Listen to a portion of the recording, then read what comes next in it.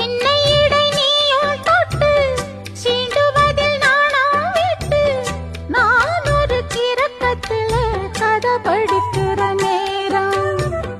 சித்திரம் போல் நீயும் மின்ன சில்மிஷமும் நானும் பண்ண ஆனந்த குளத்தினிலே அலையடிக்கிற காலம்.